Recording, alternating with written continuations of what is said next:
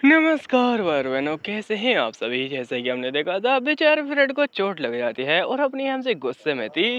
अभी वो बता रही होती है कि वो पिछली लाइफ में भी लिलिया से मिली थी और लिलिया उस टाइम पर बहुत ज़्यादा ही पावरफुल थी अपनी एमसी, जो कि बेचारी चारों ओर से गाली खाती थी। उसकी तो यहाँ पे ज़िंदगी झंडी थी और बेचारा फ्रेड भी मारा जा चुका था उस समय पर, जब ये लिलिया बहुत ज़्यादा ही पावरफुल हो चुकी थी। ये एक 5th ग्रेड की यहाँ पे मेज बन चुकी थी और इतनी ज़्यादा पावरफुल होने के नाते ये अपना बदला लेने की आ चुकी है।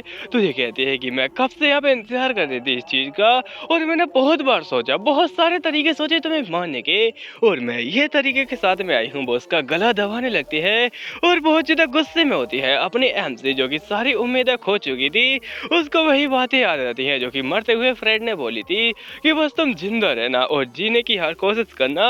लेकिन अब वो क्या करे, वो बेचारी इतनी ज़्यादा ज़िंदगी उसकी झंड है कि वो कुछ भी नहीं कर सकती है, उसके हाथ में कुछ भी नहीं है। और वहाँ पर वो उसका गला इतनी ज़ोर से दबाती है कि वो अपनी एमसी वहाँ पर बेहोश होने लगती है।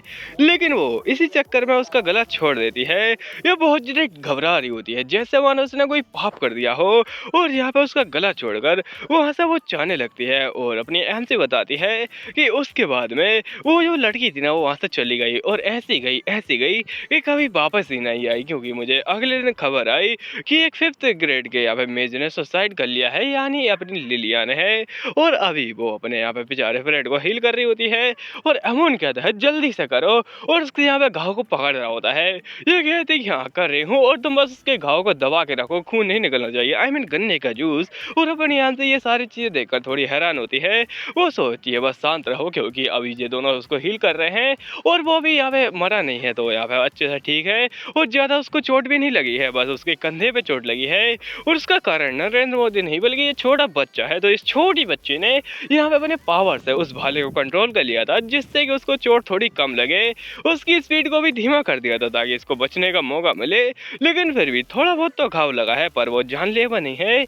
और यहाँ से कहती है अपने आप को शांत करो, शांति ही जीवन का यहाँ पे निर्वाह करने के लिए आवश्यक होती है। एक व्यक्ति के जीवन में शांति इतनी ज्यादा आवश्यक होती है कि उसके बिना उसका जीवन निर्वाह असंभव लगता है। यह जीवन की वह महत्वपूर्ण कड़ी है। मैं ज्ञान क्यों दे रहा हूँ, साइड में से कहीं कहता है गन्ने का जूस निकाल दिया मैंने देखा, और मैं तो सोच रहा था एक तीर से 2 निशाने लगा डालूं, लेकिन क्या करूं साहब, किस्मत ही खराब है, एक ही निशाना लगा वो भी ढंग का नहीं लगा, आथू। लेकिन मेरे हाथ क्या ही कमाल के आता है, इन्हें तो चाटना चाहिए हर किसी को, और वो खुद ही चाट रहा होता है। इनकी ऐसी घटिया बात सुनकर अपनी आंटी को इतना गुस्सा आता है, इतना गुस्सा आता है, इतना गुस्सा आता है कि वो खुद चढ़ जाती है उन लोगों के ऊपर, और ये सारे लोग यहाँ पे नीचे कूद जाते हैं लड़ने के लिए, जैसे मानो कि यहाँ पे इनको गन्ने का जूस मिलने वाला हो। और ये तो अपनी जीभ भी निकाल के आता है। एमसी कहती है सारे लोगों की जीभ काट डालूंगी मैं, और इतने गुस्से में आगे बढ़ती है कि सभी लोगों को ऐसे काट रही होती है यहाँ पे गाजर मूली हो जैसे, और सभी लोगों को यहाँ पे तहस नहस करने के बाद में बस दिखा देता है गन्ने का जूस, जो कि हरी हरी घास को लाल कर रहा होता है। और एमसी का गुस्सा फिर भी शांत नहीं होता, वो उनको बार बार मारे जा रही होती है और काटे जा रही होती है। और इतना मार काट देखने के बाद में अपनी एमसी को याद आता है कि उसने यहाँ पे इसी टाइप की फीलिंग शायद पहले महसूस की होगी, क्योंकि यहाँ पे उसने सारी कोशिश कर ली थी, लेकिन वो फिर भी अपने भाई का बदला नहीं ले पाई थी उस टाइम पर। तो बदला उस टाइम पर उसके लिए एक बेकार चीज बन गया था, पर मैं बदला ले सकती हूँ, क्योंकि मेरे सामने दुश्मन भी जिंदा है और मेरा प्यार भी जिंदा है, इसलिए प्यार के लिए बदला लिया जाएगा। और भर भर के अपनी एमसी मारते हैं, मैं क्या बताऊं, इतना मारती कि उसके कपड़े ही लाल हो जाते हैं। और बस यहाँ पे चारों ओर गन्ने का जूस होता है, जो कि शायद आपको भी चाहिए। और इसकी शक्ल तो तुम देख ही सकते हो, बहुत ज्यादा खौफनाक, खतरनाक और भयानक। इतनी ज्यादा भयानक शक्ल देखने के बाद में तो वो कहते हैं ओह माय गॉड, ये तो एक स्त्री है और स्त्री कुछ भी कर सकती है, इसलिए भागो यहाँ से। और वो घबराने लगते हैं, पर तभी इनका लॉर्ड आता है और वो कहता है टुचपुंजो हट जाओ यहाँ से, और इसको मुझे संभाल दो, मैं खुद ही इसे देख लूंगा। और उसके हाथ में एक ब्लैक सी बॉल होती है, जो कि अपनी कुछ पावर निकाली होती है। एनसी कहती है अरे नहीं, वो ब्लैक बॉल वो बहुत ज्यादा अजीब सी लग रही है, कुछ ना कुछ तो गड़बड़ है उसके अंदर। और जैसे ही वो यहाँ पे बॉल को दबाता है, उसके अंदर ऐसी एनर्जी निकलती है और यहाँ पे उसे ये पावरफुल होने लगता है। और इतना पावरफुल हो जाता है अपनी एमसी भी पूरी उससे घबराने लगती है, क्योंकि ये एक मास्टर लेवल की पावर निकाल रहा होता है। और एमसी कहती है अरे नहीं, ये पावर तो ये सच में लगभग एक मास्टर लेवल के बंदे के बराबर है, लेकिन पूरा नहीं, उससे थोड़ा कम। और जैसे ही सोच रही होती है, तभी वो उसके पास में जाता है, इतना पास कि मैं क्या ही कहूँ। और एमसी को संभलने का मौका नहीं मिलता, पर वो बच जाती है। इतनी तेजी से इसने अटैक किया होता है, इतना तेजी से स्लैश करता है कि पेड़ तो यहाँ पे टुकड़े टुकड़े हो जाते हैं, जिस समय ना कोई चीज हो। और अपने एमसी कहती है है कि ये तो बहुत ज़्यादा खतरनाक है और इसकी पावर कुछ ज़्यादा ही हाई हो चुकी है और वो यहाँ पे धाड़ मारते हुए अपनी एमसी के ऊपर अटैक करे जा रहा होता है। एमसी भी पावर लेती है और कहती है गन्ने का जूस मैं इसका ही बना डालूंगी, पर वो बहुत ज़्यादा ही देर से अटैक कर रहा होता है, वो इतनी तेज से अटैक करता है कि पूरी ज़मीन यहाँ पे काँप जाती है, उसके अंदर गड्ढा हो जाता है जैसे कि यहाँ पे सलमान खान के दिमाग के अंदर है।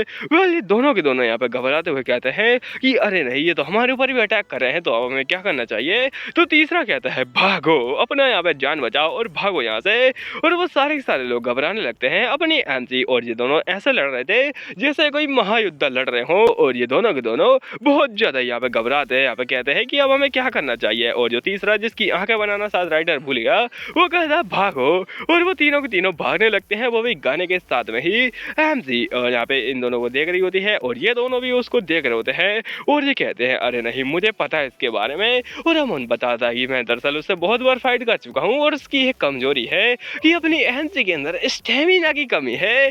और यही बात तो हर लड़की एक मर्द से कहती है, लेकिन मर्द को कहाँ समझ में आता है। और अपनी एमसी इसकी कमी यही निकली। और जी हाँ, इस जगह मैं बहुत ज़्यादा खुश हूँ, पर पता नहीं क्यों मैं खुश हो रहा हूँ, जबकि मेरे अंदर तो है स्टेमिना, बस मैंने कभी ट्राई नहीं किया है। और जो अपनी एमसी होती है उसके ऊपर हो जाता है बार और वो संभाल नहीं पाती क्योंकि उसकी पावर थोड़ी डाउन हो चुकी थी। और अपनी एमसी यहाँ पे हार नहीं मानती और ये बंदा पूरा सो की क्या, और नहीं ये तो मर गई शायद, लेकिन अपनी एमसी उसके यहाँ पे हाथ को ही पकड़ लेती है जो कि इतना बड़ा होता है, और यहाँ पे उसके हाथ को पकड़ के उसकी छाती में एक तलवार घुसा देती है और घुसाते हुए कहती है गन्ने का जूस। और गन्ने का जूस इस इंसान का सही में निकल जाता है। और ये शादी वालों को थोड़ा कर लेने दो, उसके बाद मैं आराम से करूँगा। और इस इंसान की सारी पावर निकल जाती है। वैसे इंसान तो नहीं होता, पर इसकी सारी पावर निकलते ही ये सूखा हुआ कांटा बन जाता है और फूल की तरह ही सूख कर इधर उधर यहाँ पे धूल बनकर उड़ जाता है। अपने यहाँ से इस चीज़ को देखकर बहुत ज़्यादा हैरान होती है कि वो बेहोश ही हो जाती है। वैसे इस वजह से नहीं हुई थी। और ये तभी उसकी ओर आते हैं और कहते हैं नहीं, तुम अपनी कॉन्शियसनेस नहीं खो सकती हो। और उसके बाद में दिखाता है ये लोग उसको हील कर रहे होते हैं और बहुत ज़्यादा ही मेहनत से हील कर रहे होते हैं क्योंकि इसकी पेट में कुछ ज़्यादा बड़ी चोट लगी थी। और अपनी प्यारी सी भोली वाली लिलिया कहती है कि ये घाव कुछ ज्यादा ही बड़ा है और तुम अपने आप को संभाले रखो, बस यहाँ पे होश मत खोना। और ये और भी ज्यादा पावर लगा रही होती है, लेकिन अपनी हम से इसका हाथ पकड़ लेती है और कहती है मुझे भूल जाओ और बेचारे फ्रेड को तुम हील करो। तो ये कहती है क्या फ्रेड को हील करूं।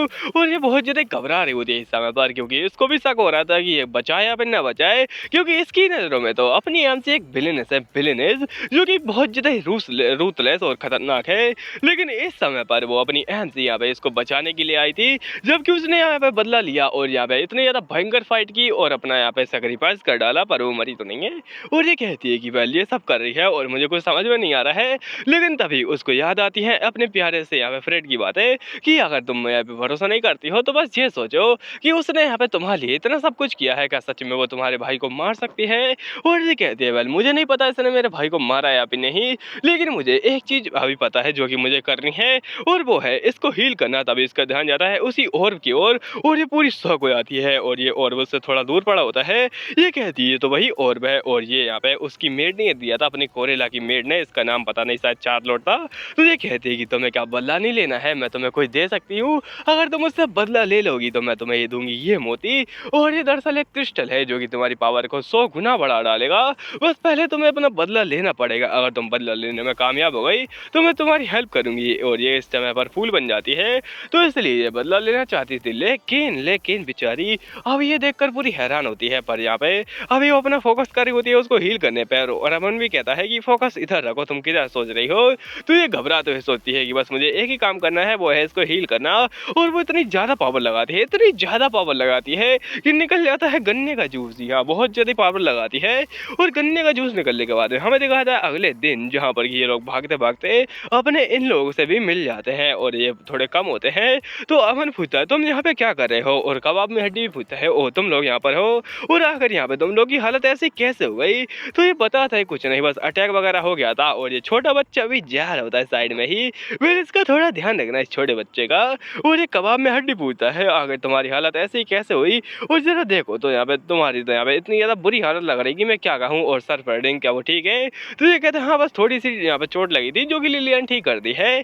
और ये बच्चा अपनी मम्मी और पापा से मिल रहा होता है। कितना ज़्यादा अच्छा मूवमेंट है ना।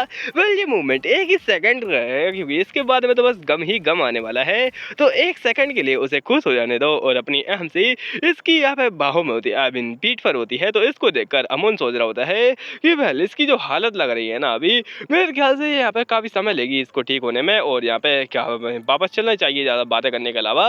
तो ये लोग निकल जाते हैं और उसके बाद में निकल आता है दूसरी ओर जहाँ पे कि कोरेला आराम से उसी यहाँ पे बॉल के साथ में खेल रही होती है और कहती है हाँ काफ़ी ज़्यादा बढ़िया प्लान बनाया है तुमने और कसम से राइटर ने इसको बहुत ज़्यादा भयंकर बनाया है, मैं क्या कहूँ इसके बारे में। और तभी वो अपनी मेट को याद करते हुए कहती है कि तुम इतनी ज़्यादा कमीनी कैसे बन गई, मुझे विश्वास नहीं हो रहा है कि मैं सच में बिलियनेस हूँ या फिर तुम हो बिलियनेस। वेल ये कहती है कि मैं तो आपकी बस नौकरानी हूँ और जो मैंने किया है वो तो मेरा कर्तव्य है, मेरी सेवा है वो तो, आप बस सेवा मानिए और मेवा खाइए। और ये होती है उसकी खतरनाक वाली मेट जो कि एक डार्क मेज है। तो उसने जो क्रिस्टल होता है ना वो अपनी डार्क पावर के चक्कर में बनाया था, उससे ही बहुत ज़्यादा पावर लगा के उसने बनाया था। और इतना ज़्यादा खतरनाक क्रिस्टल है कि मैं क्या ही कहूँ, ये खतरनाक काम कर सकता है। पहले तो ये लोगों की पावर बढ़ाएगा, जैसे मानो कोई सिला दी तो बहुत ज़्यादा पावर बढ़ जाएगी और अचानक से ही उनकी यहाँ पे दिमाग की हालत ख़राब हो जाएगी। वो कुछ ज़्यादा ही करना चाहेंगे मारपीट, और मारपीट करने के चक्कर में ही वो यहाँ पे अपना कंट्रोल खो देंगे। और इसका एक सोल्यूशन है, लेकिन वो सोल्यूशन बहुत ज़्यादा ही अलग सी चीज़ है। वो है एक मेडिसिन जिसको कि तुम्हें रोज़ रोज़ लेना पड़ेगा, यानी समझ रहे हो रोज़ रोज़ लेने वाली बात है। तो रोज़ रोज़ लीजिए और एकदम साफ स्वस्थ रहिए। वह ये मेड कहती है रोज़ रोज़ लेने वाली गंदी बात है थोड़ी यहाँ पे बंद करो और थोड़ी मेन बातों पे ऊपर हम लोग आते हैं कि ये जो यहाँ पे चीज़ है ना इससे हम लोग नाइट को कंट्रोल कर सकते हैं और ये काफ़ी ज़्यादा बढ़िया वाला काम है। और ये मैंने मेडिसिन उसको पहले ही दे दी थी, मतलब कि उस यहाँ वुल्फ कमांडर को, जो कि बेचारा बलि चढ़ गया। और ये कहती है क्या ही फ़र्क पड़ता है अगर वो उसके चक्कर में मारा भी जाए तो, क्योंकि ये हमारा मैटर तो है ही नहीं, वो लोग यहाँ पे मरेंगे और वो जिंदा बच ही नहीं सकते हैं। ये कहती क्या सच में वो लोग यहाँ पे बचेंगे नहीं, और मेरे ख्याल से यहाँ पे वो शायद भागकर तो आ जाएंगे, उनको थोड़ी बहुत तो चोट लगेगी लेकिन वो भागकर आ जाएंगे। तो ये कहती है नहीं उसका कोई चांस नहीं है क्योंकि वो सिर्फ अकेली नहीं उस जगह पर। और तब इस साइड में दिखाता है कोई कहता है ओह तुमने तो काफ़ी ज़्यादा बढ़िया प्लान बनाया है। तो ये कहती है यस योर हाइनेस, और यहाँ पे योर हाइनेस होता है इसका यहाँ पे जो प्रिंस था ना वो, तो अपनी यहाँ पे कोरेला कहती है क्या सच्ची में यहाँ पे तुम्हारा प्लान बढ़िया रहेगा, और जो तुम्हारा प्लान बी है ना उसके बारे में भी तो बताओ थोड़ा। और प्लान बी यानी अपनी लिलिया के बारे में। तभी गेट पे कोई आ जाता है तो ये जाने लगती है उधर, और गेट पे होता है एक लेटर। ये कहती क्या सच में ये योर हाइनेस के लिए है, ये कैसा हो सकता है। और उसके बाद में लेटर ला के पढ़ती है और यहाँ पे कोरेला पूरी शौक किया कर ये कैसा हो सकता है, ये तो नॉनसेंस है, मतलब ये कैसा हो सकता है। वो लोग वापस आ रहे हैं और वो यहाँ पे पास हो चुके हैं, मैंने क्या बोलते हैं सक्सेस हो चुके हैं, ये इम्पॉसिबल है इम्पॉसिबल। और ये बात सुनकर ये भी शौक हो जाती है। और उसके अंदर अपने फ्रेंड ने लिखा था कि आपका जो यहाँ पे बंदा जो कि आपने भेजा था, यानी वो यहाँ पे रेमोंड, वो गायब हो चुका है बीच रास्ते में, और हमें लगता है कि वो वापस गया है लेकिन हमें पता नहीं कि वो वापस गया है, तो उसके बारे में आप तहकीकात कीजिए। और ये सुनते ही प्रिंस कहता है ओह ऐसा लगता है कि तुम्हारा प्लान धीरे धीरे करके बर्बाद हो रहा है, कमाल की बात है तो, और ऐसा लगता है कि ये यहाँ पे काम नहीं करने वाला है। वेल ये होता है कमीना प्रिंस और इसका नाम है डाइट्रॉन, जो कि बहुत ज्यादा घटिया नाम है। वेल हम लोग इसको बोलेंगे फर्स्ट प्रिंस क्योंकि इसका नाम तो बहुत ज्यादा घटिया है। अभी दिखाता है एक हवेली के अंदर जहाँ पर कि अपनी आम से अपनी आंखें खोलती है। आंखें खोलने के बाद में वो कुछ ऐसा देखती है कि वो पूरी शॉक हो जाती है। वो होता है ये सीलिंग, अपनी एम से कहती है रुको जरा, ये सीलिंग तो कुछ यहाँ पे अनजान सा लग रहा है, ये मैंने पहले कभी नहीं देखा है। और रुको जरा क्या हम लोग उस हवेली के अंदर है जो कि हमें रास्ते में मिली थी उस ढाबे के अंदर। वेल ये तो कमाल की बात है। पर तभी देखती है कि अपना फ्रेंड बिल्कुल एक छोटे बच्चे की तरह उसका हाथ पकड़े हुए एकदम प्यार से उसी के साइड में सो रहा होता है, जिसको देखकर अपनी एहन सी को तो एकदम तोते उड़ जाते हैं। वो कहती है ओह माय गॉड फ्रेंड, और मेरा हाथ छोड़ो, लेकिन वो इतनी जोर से पकड़ा होता है कि अपनी एमजी छुड़ा नहीं पाती है। और तभी आती है लिलिया जो कि कहती है ओह तुम जाग गई, मुझे तो लगा था कि तुम्हारे ऊपर गर्म पानी डालना पड़ेगा तुम्हें जगाने के लिए, लेकिन तुम जाग चुकी हो, ये तो अच्छी बात है। हैम से कहती ओह लिलिया तुम भी यहाँ पर हो, और क्या सारे लोग सेफली आ चुके हैं। तो ये कहती हाँ सब कुछ हो चुका है, और फ्रेंड जागो तुम्हारे यहाँ पर समय हो चुका है जागने का, और तुम्हारी मंगेतर भी जाग चुकी है इसलिए जागो। और जैसे जैसे ये सुनता है ये जल्दी से उठता है और कहता है क्या क्या इरन तुम जाग गई, और मुझे मुझे बहुत ज़्यादा अच्छा लग रहा है, और तुम्हें पता है हम लोग तुम्हारी कितनी ज़्यादा चिंता कर रहे थे और हम तो परेशान ही हो चुके थे तुम जागोगी या फिर नहीं, और हम लोग बहुत ज़्यादा चिंता में थे। अपनी एमसी को ये गले लगा लेता है और कहता है मुझे तुम्हारी बहुत ज़्यादा फिक्र हो रही थी। बोलिए फिक्र वगैरह तो ठीक है, लेकिन अपनी एमसी कहती है हमको कोई देख रही है बड़ी गंदी निगाहों से, और ये कोई और नहीं बल्कि अपनी लिलिया है, और उसकी निगाहें तो तुम देख सकते हो राइटर ने छीन ली है। और ये देखने के बाद में कि अपना फ्रेंड पकड़ा जा चुका है, वो खास तो कहता है तुम कब बता रही, मुझे याद ही नहीं रहा, सॉरी उसके लिए, और मैं तो बस थोड़ा कैजुअल हो रहा था, मुझे बस उसकी चिंता थी। तो ये कहती है मैं तुमसे पहले बता रही और मैंने ही तुम्हें उठाया था, लेकिन अब तुम्हें यहाँ से निकलना पड़ेगा क्योंकि मुझे कुछ गुफ्तगू करनी है उसके साथ में, ना कि तुम्हारे साथ में, तो यहाँ से दफा हो जाओ। लेकिन ये कहता है कि लेकिन मुझे भी ईरेन से कुछ बात करनी है, वो भी प्राइवेट में, तो प्लीज ईरेन मुझसे मिलने के लिए जरूर आना। ये कहती है क्या मिलने के लिए जरूर आना, और आखिर ये क्या बातें करना चाहता है, कहीं ऐसा तो नहीं कि इसको वो बात पता चल चुकी है, और अगर वो उसको बात पता चल चुकी है तो मुझे यहाँ पे हाँ ही बोलना पड़ेगा। तो अपनी यहाँ से कहते ठीक है मैं समझ गई, मैं आऊँगी, और ये कहता है ठीक है फिर आ जाना जरूर याद से। उसके बाद में ये इसको बाहर निकाल कर गेट को बड़ी प्यार से बंद कर देती है, और उसके बाद में ताली बजाती है, ताली इतनी जोर की बजाती है कि चारों ओर एक साउंड बैरियर बन जाता है, ये ब्लू ब्लू सा। हैंसी कहती क्या आकर इसने साउंड बैरियर क्यों लगाया, और उसकी ओर देखती है, ये कहती कि मुझे दरअसल तुम्हें कुछ बताना है और मुझे तुमसे कुछ पूछना भी है। हैंसी कहती क्या मतलब है तुम्हारा, और तुम्हें कुछ पूछना है वो भी साउंड बैरियर लगा के। ये कहती है दरअसल मैंने तुम्हारे कपड़े खोलकर सब कुछ देख लिया है। हैंसी कहती क्या इसने इसने सब कुछ देख लिया है, ओह माय गॉड। ये कहती है जी हाँ मैंने वो स्कार्स वगैरह देखे और मुझे विश्वास नहीं हो रहा कि तुम्हारी बॉडी के ऊपर इतने सारे पुराने से स्कार्स वगैरह हैं। और ये बता दी कि जब उसकी बॉडी को यहाँ पे क्या बोलते हैं सब कुछ कपड़े वगैरह हटाने वाली थी, तो यहाँ पे ये दोनों उसको रोक रहे थे, प्रिंस और अपना फ्रेंड। ये यहाँ पे पहले समझ नहीं पाई कि आखिर ये दोनों रोक क्यों रहे हैं, लेकिन इसने कहा कि मुझे बस यहाँ पे इसकी बॉडी को क्लीन करना है, तो उन्होंने यहाँ पे रोका नहीं। और उसके बाद में कहती है कि मुझे अब समझ में आया कि उन्होंने मेरे को क्यों रोका था, शायद उनको पहले से ही पता था तुम्हारे स्कार्फ के बारे में। हमसे कहती क्या, और मुझे तो यहाँ पे बस लगा था कि अमन को ही पता है, आखिर फ्रेंड को ये किसने बताया, और कहीं ऐसा तो नहीं कि जब मैं कुछ कर रही थी तो वो पीछे से आके यहाँ पे ताड़ रहा था, वो तो एक नंबर का ठरकी निकला। और ये कहते हैं कि वेल मुझे को यहाँ पे ये जानना है कि अगर ये स्कार्फ वगैरह कहाँ से आए, और मुझे अपने भाई और तुम्हारे बारे में जानना था, मुझे जानना है कि आखिर उसे यहाँ पे किसने मारा है, कौन है उसका रियल किलर। और हमसे शांत हो जाती है। वो लिलिया पूछती है कि मुझे सच जानना है, सच, मुझे सच्चाई चाहिए।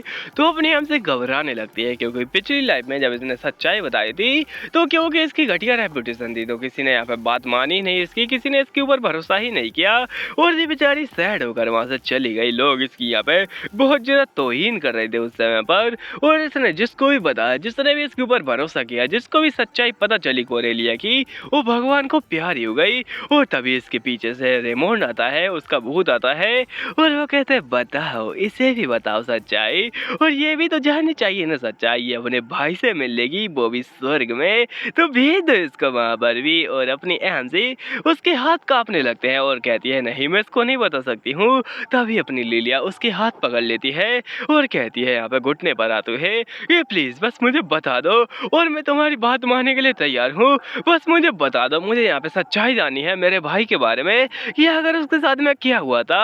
और अपनी एम से यहाँ पे थोड़ी घबराते हुए सोचने लगती है कि वेल मैं वैसे बताना तो नहीं चाहती थी क्योंकि उसका कोई पॉइंट नहीं बनता है, ये मेरी बात नहीं मानेगी, लेकिन अगर बात की जाए इसके बारे में तो ये यहाँ पे ये डिजर्व करती है सच्चाई जानना। तो अपनी एम सी बता दे ठीक है भाई मैं तुम्हें बताऊंगी, लेकिन वो एक बहुत ही ज़्यादा लंबी स्टोरी है, बिल्कुल एक्सप्लेनर के बाम्बू की तरह। वेल क्या बोला हूँ मैं, और ये बताती है कि दरअसल यहाँ पे ये बहुत ज़्यादा इंपॉर्टेंट बात है जो कि मैं बहुत ज़्यादा कम लोगों को बताई थी लेकिन उन्होंने भी मेरा विश्वास नहीं किया, और अभी मैं इसको बता रही हूँ। तो अपनी आंसर से सारी बातें बताती है, ये बात छोड़कर कि वो 3 लाइफ जी चुकी है, तो ये जो बेचारी है ना इसकी तो यहाँ पे हालत ही खराब हो जाती है, ये पूरी सदमे में कि क्या ये सब हुआ था, यानी कि जो मेरा भाई था ना उसकी यहाँ पे हत्या की गई थी वो भी उस कोरेलियो के द्वारा। और बेचारी रोने लगती है और कहती है मुझे तो यहाँ पे कुछ और लग रहा था पहले, और वो लड़की उसने मेरा बेवकूफ़ बनाया। और अपनी एहन से कहती क्या मतलब है तुम्हारा, तुझे कहती है दरअसल उस समय पर जब मेरा भाई यहाँ पे मारा जा चुका था, तब एक मेड आई और वो मेरे को बेवकूफ़ बनाने की कोशिश कर रही थी। और क्या तुम्हें वो और भी याद है जो कि यहाँ पे उस घटिया इंसान आई मीन वो डीमन से निकला था, वो और उसने वो मेरे को देने का वादा किया था और आखिर वो उसके पास कैसे आया? एमसी भी पूरी शौक कि अगर ये कैसे हो सकता है। और जो मेड थी ना यहाँ पे, क्या नाम था इसका मैं भूल गया वापस से, शायद चार्लोट नाम था, तो वो चार्लोट कहती है तुम्हें मिलेगा गन्ने का जूस, वो भी इस और के साथ में, तो क्या वजह तुम्हें चाहिए? एमसी यहाँ पे पूरी हैरान कि ये जो यहाँ पे चीज़ है ना, इसके बारे में यहाँ पे ये कैसे ही सोच सकती है कि कोई मेड के पास में होगी, क्योंकि ये कोई छोटी मोटी चीज़ नहीं है। और यही ये भी कह रही होती है कि पहले मुझे लगा नहीं था कि उसके पास में होगी, पर सच में ये वही थी। और ये वो और भी नहीं है, ये कुछ और है। ये दरअसल यहाँ पे एक डार्क क्रिस्टल है। और अपनी एमसी कहती है इतनी ज़्यादा सैड मत हो, और वो कहती है आई एम सॉरी, और मैंने तुम्हें बहुत ज़्यादा गलत यहाँ पे समझ लिया था। पर अपनी एमसी उसको दिलासा देने के लिए उठती तो है, पर खुद में यहाँ पे पावर नहीं होती, तो वो खुद ही गिर जाती है अपनी गिरी हुई हरकतों के चक्कर में। और ये कहती है तुम्हें अपना ख्याल रखना चाहिए, तुम यहाँ पे वैसे ही बीमार हो और तुम्हारी हालत ऑलरेडी खराब है, तो थोड़ा अपने आप को शांत रखो ताकि मेरे को अपनी पावर का ज़्यादा यूज़ ना करना पड़े, क्योंकि ये मैजिक है ना कि कोई डिवाइन पावर। अगर डिवाइन पावर होती तो तुम फट से ठीक हो जाती, लेकिन ये मैजिक है तो थोड़ा समय मिलता है, आई मीन समय लगता है, लेकिन फिर भी एक काम का है। अपनी एमसी उसका हाथ पकड़ लेती है और कहती है ये काफ़ी है और तुम्हें यहाँ पे इतना सब करने की कोई ज़रूरत नहीं है, और यहाँ पे मैं तुम्हें माफ़ करने के लिए तैयार हूँ। तो वो यहाँ पे कहती है क्या सच में तुम मुझे माफ़ कर रही हो? और उन घटिया लोगों के चक्कर में क्या तुम्हें गुस्सा नहीं आ रहा है? उन्होंने मुझे यहाँ पे पूरी एम्पायर को और साथ ही साथ में तुम्हें भी यहाँ पे तुम्हें बेवकूफ़ बनाया है, सभी लोगों को बेवकूफ़ बनाया है, इतना ज़्यादा बेवकूफ़ बनाया है कि मैं क्या बताऊँ, मुझे तो बहुत ज़्यादा गुस्सा आ रहा है। तो अपनी एमसी कहती है ऑफ कोर्स मुझे भी बहुत ज़्यादा गुस्सा आ रहा है, लेकिन ये थोड़ी मर्दानी आवाज़ के चक्कर में अलग सा लग रहा है। और ये कहती है क्या सच में? और ये भी थोड़ी हैरान होती है उसकी पावर को देख के, वो सोचे जा रही थी कि ये पहले यहाँ पे एक्सप्रेशन वगैरह नहीं देती है, और ये उससे भी कहती है कि पहले यहाँ पे तुम एक्सप्रेशन नहीं देती थी, लेकिन अब मुझे समझ में आया कि तुम दरअसल छुपाती थी, तुम एक इंट्रोवर्ट हो, समझी क्या? अपनी एमसी भी क्या यहाँ पे हैरान होती है कि मैं क्या बताऊँ, और ये कहने लगती है कि भाई ये सारी बातों को जाने दो तेल लेने के लिए, और मुझे अभी एक और बात सोचनी है जो कि यहाँ पे है कि आखिर हमें क्या करना चाहिए, क्योंकि वो मेरे से कुछ ज़्यादा ही पास में आ रही है, और जो उसके हाथ में जो क्रिस्टल था ना वो कुछ ज़्यादा ही खतरनाक चीज़ है, तो क्यों ना मैं उसी का यहाँ पे थोड़ा फ़ायदा उठाऊँ। तो अपनी एमसी भी सोचने लगते हैं कि हाँ वो जो क्रिस्टल है ना वो कोई छोटी मोटी चीज़ नहीं है, क्योंकि इस एम्पायर के अंदर जो भी क्रिस्टल या फिर और होते हैं यहाँ पे मैजिकल पावर वाले, वो सारे कंट्रोल करता है एम्परर, और इसी वजह से तो इसके अंदर इतनी ज़्यादा पावर है कि जो यहाँ पे एक स्वॉर्ड मास्टर है वो भी इसका कुछ उखाड़ नहीं पाते हैं। इसी वजह से तो यहाँ पे ये गन्ने का जूस बेचता है। लेकिन आखिर ये डार्क क्रिस्टल क्या चीज़ है, और इसको तो यहाँ पे इस एम्पायर के अंदर मैंने पहले कभी नहीं देखा था, ना ही पिछली लाइफ में, और इसके बारे में तो मुझे कुछ पता नहीं है। पर आखिर वो मेरे को इतना दबाने की कोशिश क्यों ही कर रहे हैं, जबकि मैंने तो उनका कुछ बिगाड़ा ही नहीं है। और ऐसा किसी का कुछ बिगाड़ना जो भी बिना मतलब के, वो तो बहुत ज़्यादा अलग बात है। और खासकर मेरी यहाँ पे स्टेप मदर, वो कुछ ज़्यादा ही ट्राई कर रही है मेरे को तबाह करने का, और आखिर उनका मकसद क्या है ये मेरे को पिछली लाइफ में भी पता नहीं चला था, और इस बार थोड़ा अलग है। मैं इस बार पता करके रहूँगी, मैंने ठान लिया है कि मैं ये करके दिखाऊंगी। वेल अभी तो अपनी यहाँ पे लिलिया कहती है चलो ठीक है अब हमें पैक करके यहाँ से निकलना चाहिए, वैसे भी हमें बहुत ज़्यादा समय लगने वाला है, तो तुम यहाँ पर रेस्ट करो, आराम करो, और समय वैसे ही हम लोगों ने बातों में बर्बाद कर दिया है। तो वो जाने लगती है, और जाने से पहले भी यहाँ पे थोड़ा उसको शक हो रहा होता है। अपनी एम से पूछती है तो आखिर अब तुम क्या करने वाली हो, मतलब इस जगह से जाने के बाद में? और वो कहती है वेल मेरा प्लान है उसको फुद्दू बनाने का, क्योंकि उसको अभी भी लगता है कि वो यहाँ पे मेरे को उल्लू बना रही है, तो मैं उसको उल्लू बनाऊंगी कि वो मेरे पीछे आएगी और मैं निकल जाऊंगी मेज टावर के अंदर। तो वो मेज टावर के अंदर घुसने की कोशिश करेगी, और हो सकता है कि वहां पर वो पकड़ ही जाए और बहुत ज़्यादा घटिया तरीके से हंसती है। मैंने भी इतना ज़्यादा घटिया तरीके से नहीं हंसा होगा। अपनी यहाँ से कहती ओह माय गॉड, मुझे कुछ अच्छी फीलिंग नहीं आ रही है इसके अंदर से, ऐसा लगता है कि मैंने किसी डीमन को जगा दिया है। वेल अपनी एमसी कहती है क्या होगा अगर उनको तुम्हें पता चल गया तुम्हारे बारे में, वैसे हम लोग जिंदा जाएंगे और सही सलामत जाएंगे। तो ये कहती है तो फिर तुम्हें अपने आप को थोड़ी बहुत चोट लगा लेनी चाहिए ताकि उनको यहाँ पे थोड़ा कंफ्यूजन हो जाए, मारो अपने आप को वहाँ पे, अपना माथा फोड़ लो। और उससे एक ही कहती है कि हाँ मुझे एक और बात जानी है तुम्हारे बारे में, और कुछ ज़्यादा ही उसके पास हो जाती है, इतनी करीब कि मैं क्या कहूँ, लेकिन अपनी एहन से जरूर कह देगी तुम यहाँ पे इतना पास में क्यों आ रहे हो, कहीं तुम लेस्बियन तो नहीं? ये कहती नहीं, ऐसी उल्टी सीधी चीज़ें मुझे पसंद नहीं। और अगर इसके बारे में सोचा जाए तो तुम एक स्वॉर्ड मास्टर कैसे ही बन सकती हो, मतलब तुम्हारे पास में तो ना ही कोई ट्रेनिंग है ना ही कुछ और, तो आखिर ये स्वॉर्ड मास्टर कैसे बन गई, जबकि मैं यहाँ पे एक नंबर की नल्ली हूँ, और इतनी नल्ली होने के नाते क्या सच में मेरे पास में वो पावर है, क्या सच में मेरे पास में कोई हक है इससे पूछने का कि आखिर ये इतनी ज़्यादा पावरफुल कैसे बन गई। लेकिन इससे पहले कि ये पूछ पाती है, अपनी हेमसी कहती है कि मुझे तुमसे कुछ कहना है तुम्हारे भाई के बारे में, कि जो तुम्हारा भाई था ना, मतलब कि यहाँ पे एक्लिप्स, वो काफ़ी ज़्यादा ही, मतलब क्या बताऊँ मैं उसके बारे में, बस उसको उसकी यादें आती है कि वो कितना प्यारा था, इतना ज़्यादा अच्छा बर्ताव करता था कि मैं क्या ही कहूँ, और उसके साथ में ये भाई की तरह रहती थी। लेकिन उस यहाँ पे सारा सारा तबाह कर डाला कोरेलिया ने। अपनी हेमसी कहती वो तुम्हारा यहाँ पे भाई बहुत ज़्यादा अच्छा इंसान और मेरा एक अच्छा और प्यारा दोस्त था, तो ये पूरी सोच और हैरान होकर शर्माने लगती है, और शर्माते शर्माते ही बाहर आ जाती है। लेकिन हाँ, थोड़ा और उसने कुछ किया था।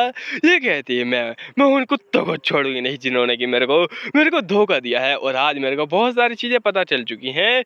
मैं उनको यहाँ पे एक को भी नहीं छोड़ूंगी, मैं उन सभी को चुन चुन कर मारूंगी, पीस पीस कर डालूंगी। और ये जो यहाँ पे फेस बनाया राइटर ने, ये थोड़ा कार्टून कॉमेडी टाइप का बनाया है, लेकिन यहाँ पे इसको यहाँ पे सच में ही गुस्सा होना चाहिए था जगह पर, जो कि राइटर की एक बहुत ज़्यादा बड़ी वाली गलती है। वेल, इस गलती को छोड़ो और ये निकल जाते हैं, एक सप्ताह बाद में पहुंच जाते हैं। वो भी ये बच्चा चोर एकदम सामने खड़ा होता है, और ये बच्चा चोर काफ़ी ज़्यादा स्टाइल में अपने कॉलेज के अंदर या यूनिवर्सिटी के अंदर घुसता है।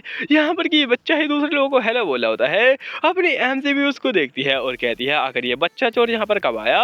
और अभी दिखाया दूसरी ओर, यहाँ पर ये लोग आराम से बैठे हुए थे, और एक प्रिंसिपल होता है, वो भी इसी यूनिवर्सिटी का, उसके सामने प्रिंस आराम से चाय पी रहा होता है और कहता है गन्ने का जूस कहाँ पर है आखिरकार। प्रिंसिपल कहता है आखिर यहाँ कैसे आना हुआ तुझे, कहता है क्या मैं तुम्हें बता कर आऊँगा, बकवास करना बंद करो।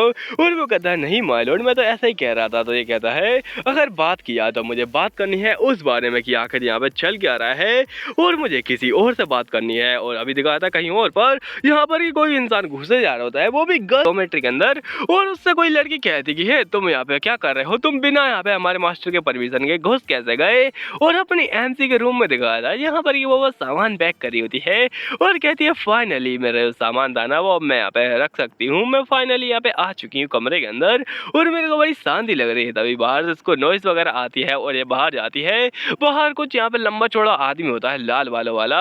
अपनी एमसी भी यहाँ पे देख के हैरान, और अपना प्रिंस कहता है कि मुझे दरअसल इरिन से बात करनी है, जो भी बात करूंगा उसके साथ करूंगा, और बड़ी अच्छे से उससे मुलाकात करूंगा। वैसे ये शायरी तो नहीं है, लेकिन यहाँ पे उससे भी कम नहीं है। और उसके बाद में यहाँ पे दिखाया जाता है अपनी एमसी की ओर, जो कि हैरान होती है, परेशान होती है। लेकिन हाँ, ये थोड़ा समय पहले का सीन होता है। अपनी एमसी सोच रही होती है अपने प्यारे से फ्रेड के बारे में कि आखिर वो इतना ज़्यादा अजीब क्यों है, और वो हमेशा ही मेरी चिंता करता रहता था। और यहाँ पे काफ़ी सारी चीज़ें हुई हैं, जैसे कि वो मेरी चिंता के चक्कर में खुद ही चिता जलने वाली थी उसकी, लेकिन हाँ वो बच गया। और उसी के साथ में लिलिया, मैंने उसका ट्रस्ट जीत लिया, और अब वो मेरे साथ में काफ़ी ज़्यादा अच्छी दोस्त बन चुकी है। और दोस्त कैसे बनी, तो वो उससे कहती कि मुझे तुम्हें तुम्हारे नाम से बुलाना है, तुम्हें यहाँ पे लिलिया, आई मीन जैसे कि तुम मेरे को लिलिया कहती हो, वैसे ही मुझे तुम्हें एरिन कहता है मेरी प्यारी दोस्त। और अपनी ऐसी हैरान होती है, लेकिन यहाँ पे ये रो क्यों रही है। वेल, वो यहाँ पे हाँ बोल देती है, तो अपनी लिलिया वहाँ से भाग जाती है कहते हुए कि ठीक है फिर अब मैं चलती हूँ। एमसी कहती है ठीक है, तो ठीक है, समझ में आता है,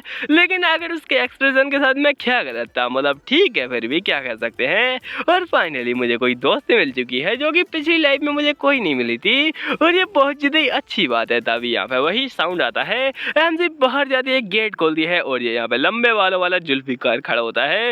इसको देखकर अपनी एमसी कहती है तो यहाँ पे ये तो उसी घटिया फर्स्ट प्रिंस का नाइट है, इसका नाम है रोहन। और रोहन बहुत ज़्यादा प्यार से कहता है कि आपके लिए बहुत ज़्यादा इम्पोर्टेंट में एक लेटर आया है हमारे फर्स्ट प्रिंस की ओर से, आई मीन हमारा फर्स्ट प्रिंस लेके आए हैं वो लेटर आपके लिए। एमसी कहती क्या, और उसके अंदर लिखा होता है मेरी प्यारी इरिन, मेरी लवली इरिन, मैं तुम्हारी बहुत ज़्यादा चिंता कर रही हूँ, और मैंने सुना है कि तुम वापस आ चुकी हो, वो भी तुम्हारे आप सब्जेक्शन से, और तुम उसके अंदर सफल रही हो, और मैं इसकी शुभकामनाएं देती हूँ तुम्हें, वगैरह वगैरह। और यहाँ पे वो प्रिंस है ना, वो मेरा लेटर लेके आया है, तो मैं चाहती हूँ कि तुम उससे मिलो, और काफ़ी ज़्यादा अच्छे तरीके से उससे थोड़ी बहुत यहाँ पे बातें करो। एमसी समझ जाती है कि ये इनडायरेक्टली मेरे को ये कह रही है कि मैं यहाँ पे बुलाई गई हूँ उस प्रिंस के द्वारा, जो कि मेरे को अब डांटने वाला है। एमसी कहती है इसकी ऐसी की तैसी मैं बिना यहाँ पे पढ़े ही समझ चुकी हूँ कि ये कोरेलिया ने भेजा है मेरे को। उसके बाद में अपनी एमसी उस मैसेज की गद कर देती है और ये बताती है वो जो घमंडी चीज़ है ना, वो यहाँ पे घमंडी औरत वो हमेशा ही इस टाइप के मैसेज का यूज़ करती है। वो पहले कहेगी कि आओ और मुझसे मिलो बड़े ही प्यार से, लेकिन बाद में वो उस जगह पर मिलने के बाद में डांटेगी। और अपनी एमसी पिछली लाइफ में बहुत ज़्यादा घबरा जाती थी ऐसे लेटर पढ़ने के बाद में, और एमसी को यहाँ पे पता होता है कि अभी वो यही सोच रही होगी मैं घबरा चुकी हूँ, पर अभी अपनी एमसी लेटर को यहाँ पे कचरा बना के उसे ऐसे फेंक देती है जैसे कि आप एग्जाम हॉल से बाहर निकलने के बाद में अपने एग्जाम पेपर को फेंक देते हैं। वेल मैं तो फेंकता हूँ और मैं बहुत लंबा फेंकता हूँ। अपनी एमसी कहती है कि काफी अजीब बात है। वेल अभी तो हम लोग किसी को नहीं जानते हैं, लेकिन वो जो औरत है ना वो हर किसी को जानती है, और प्रिंस के साथ में भी मुझे लगा नहीं था कि इतने ज्यादा क्लोज संबंध होंगे, इतने ज्यादा क्लोज की वो यहाँ पे लेटर लेके आया। मुझे विश्वास नहीं हो रहा है। वो भले ही बचपन में जब मैं छोटी बच्ची थी तो यहाँ पे ट्यूट करने जाती थी उस यहाँ पे महल के अंदर, लेकिन ये कुछ ज्यादा ही हो रहा है कि वो उसका लेटर लेके यहाँ पे आ जाए। वेल अपनी एमसी ऐसे ही अपने ख्यालों में घूम जाती है, पर ये इंसान जिसका कि नाम रोहान ये सोच रहा होता है अगर ये उस लेटर के साथ में ऐसा कैसे कर सकती है, उसकी बत्ती बनाकर ऐसा फेंक दिया है जैसे वो कोई कचरा हो, ये कैसे कर सकती हो लेडी एरिन। और अपनी एमसी उसको ऐसा देख रही होती है जैसे कि उसने कुछ अजीब ही बात सुन ली है। एमसी कहती है क्या अभी इसने लेडी एरिन कहा? एमसी कहती है सर रोहान। वो कहती है लेडी एरिन। एमसी फिर से कहती है सर रोहान। तो वो फिर से कहता है प्लीज लेडी एरिन कुछ बोलिए। एमसी कहती है सर रोहान। तुझे कहता है कम ऑन कुछ बोलो, अभी तो मेरे साथ मजाक कर रहे हो इस एक्सप्लेनर की तरह, तुम्हारा दिमाग भी खराब हो चुका है। तो अपनी एमसी कहती है सर रोहान, और उसकी ओर एक अटैक कर देती है और कहती है ना ही मेरा दिमाग खराब है ना ही एक्सप्लेनर का दिमाग खराब है तुम्हारा, इसलिए अपने मैनर्स में रहो और अपनी यहाँ पे औकात में रहो। तो ये इंसान बहुत ज्यादा गुस्सा हो जाता है और कहता है अगर तुम क्या बात कर रही हो? तो अपनी एमसी कहती है मैं गर्ल्स डॉर्मेट्री में हूँ और तुम यहाँ पे तुम मेरे से ऐसे बात करोगे? और तभी इनकी बातें सुनकर कोई हंस रही होती है, जिसको देखकर ये इंसान को ज्यादा ही गुस्सा हो जाता है और वो भी समझ जाती है कि मैंने यहाँ पे बहुत ज्यादा बड़ी गलती कर दी है। एमसी कहती है ये तो गलत हो गया, और ये इंसान कहता है क्या कहा तुमने अभी? और क्या तुम अभी हंसी? क्या तुमने यहाँ पे अपनी हंसी निकाली? मैं तुम्हारे दांत तोड़ डालूंगा। और अपनी भी एमसी को काफी ज्यादा शौक हो जाती है कि ये जो हो रहा है ना ये यहाँ पे कोई किलिंग इंटेंट नहीं है, लेकिन ये काफी ज्यादा फैमिलियर लग रहा है उस जीव के साथ में जो कि काफी ज्यादा गुस्से में आ चुका था, मतलब बजर्क हो चुका था। और कहीं ऐसा तो नहीं कि ये उसी ओर्ब का हो रहा है जो कि वो यहाँ पे डार्क मैजिक से बनता है। और अपनी एमसी कहती है सर रोहन तुझे कहता कमान कुछ कहो भी ना, मेरा दिमाग खराब करना बंद करो। वो कहती है कि चलो फिर ठीक है तुम्हारे साथ मैटर को मैं निपटा रही हूँ, तुम क्यों ही यहाँ पे पब्लिक को अपने बीच में ला रहे हो, चलो चलते हैं यहाँ से। और उसके बाद में अपनी एमसी क्योंकि वो है ही बेचारी मजबूर, तो मजबूरी के नाम महात्मा गांधी बोल के वो खुद ही उस लेटर को उठा लेती है और पढ़ भी लेती है। वेल उसके अंदर कुछ खास नहीं होता है, लेकिन ये लोग निकल जाते हैं बाहर ट्रेनिंग ग्राउंड की ओर और ये अभी आराम से अपनी एमसी को देख रहा होता है जो कि सोच रहे होते हैं तलवार के बारे में कि तलवार एक वुडन स्वॉर्ड काफी ज्यादा बढ़िया रहती है बैटल करने के लिए। और यहाँ पे उठाते उठाते सोच रही होती है कि पिछली बार में ये जो इंसान है ना ये अपना नाइट का ओनर ही खो चुका था, क्योंकि फ्रेड और जो फर्स्ट प्रिंस है ना उनके बीच में फाइट हुई थी, तो वो खुद आपस में लड़ेंगे नहीं क्योंकि उससे यहाँ पे ज्यादा ही हंगामा हो जाता, तो इनके बदले में लड़े थे अमन और ये नाइट, लेकिन ये नाइट तो हार चुका था। और अपना जो रोहन था ना वो अपनी हार को एक्सेप्ट नहीं करने वाला था, तो अपनी यहाँ पे तलवार निकालता है मैं दूसरी की रियल स्वॉर्ड और अटैक कर देता है। उसके चक्कर में जो अमन था ना उसको थोड़ी बहुत चोट आ गई थी, लेकिन इस घटिया इंसान की इज्जत तो डूब गई थी, तो इसलिए यहाँ पे इसको धुतकार के निकाल दिया गया, मतलब इसके नाइट ओनर का यहाँ पे बत्ती बना दी। और वो पीछे से कहता है क्या सोच रहे जल्दी से तलवार उठाओ, क्या तुम्हारे यहाँ पे उठाई नहीं जाती है एक तलवार, जल्दी से यहाँ पे चूज कर लो जो भी तुम्हें उठानी है, क्योंकि लड़ाई तो हमें करनी है, चाहे तुम यहाँ पे लकड़ी की उठाओ चाहे मिट्टी की चाहे ना ही उठाओ। और अपनी एमसी दो तलवार उठा के एक को फेंक देती है इसकी ओर और एमसी कहती है वेल फर्स्ट प्रिंस के बारे में यहाँ पे थोड़ा बहुत मिली हूँ उससे और मैं जानती हूँ वो बहुत ज्यादा ही अलग है अपने यहाँ पे फ्रेड से, तो वो काफी ज्यादा घटिया इंसान भी है, पर ये तलवार जा रही होती है ना ये दरअसल गलत हाथों में पहुंच जाती है, कोई इसकी तलवार को बीच में ही पकड़ लेता है और ये होता है अपना फर्स्ट प्रिंस जो कि बड़े हरामी बन के साथ में कहता है ओहो मैं सोच ही रहा था कि ये कामचोर कहाँ मटक रहा है, लेकिन जरा देखो तो ये तो यहाँ पे लड़के के साथ में अलग ही झगड़ा करके बैठा है, वाह क्या ही कमाल की बात है। और अपनी एमसी को देखते हुए कहता है काफी समय हो चुका है इरिन तुमसे मिले हुए, और इसको देखकर यह जो रोहन होता है ये घबरा जाता है क्योंकि ये इंसान ये होता है फर्स्ट प्रिंस जो कि कटिया से इस्तेमाल ले रहा होता है। और अपनी एमसी कहती है फर्स्ट प्रिंस जो कि मेरा यहाँ पे जो फ्रेड है ना उसका यहाँ पे जानी दुश्मन इंसान है उसका भाई भी लगेगा, लेकिन सौतेला भाई जो कि मेरे सामने खड़ा हुआ है और ये भी काफ़ी ज़्यादा पावरफुल इंसान है। पर हाँ, अपने जो फ्रेंड है ना वो थोड़ा इससे ज़्यादा पावरफुल है क्योंकि वो मेन लीड है और ये जो यहाँ पे इंसान है इसकी तो हालत ख़राब होने वाली है। वेल, लेकिन ये काफ़ी ज़्यादा कॉन्फिडेंस इंसान है जो कि आराम से किसी को भी अपने जाल में फंसा सकता है, तो इसके बारे में सावधान रहना ही यहाँ पे ज़्यादा बढ़िया रहेगा क्योंकि सावधान रहे, सतर्क रहे, हर कोई कहता है। और तभी पीछे से लोग बात करने लगते हैं उस इंसान के बारे में कि ओह माय गॉड, मेरा यहाँ पे सौभाग्य है, तो अहो भाग हमारे जो कि यहाँ पे फर्स्ट प्रिंस हमारी अकेडमी के अंदर पधारे, मेरा तो जीवन धन्य हो गया। मैं तो बहुत ज़्यादा खुश हूँ, बहारो फूल बरसाओ, फर्स्ट प्रिंस आए हैं। और फर्स्ट प्रिंस कुछ ज़्यादा ही पास में आते हुए कहता है काफ़ी समय हो चुका है तुमसे मिले हुए, और कैसी हो तुम तो काफ़ी ज़्यादा जोश में लग रही हो और काफ़ी बदल चुकी हो।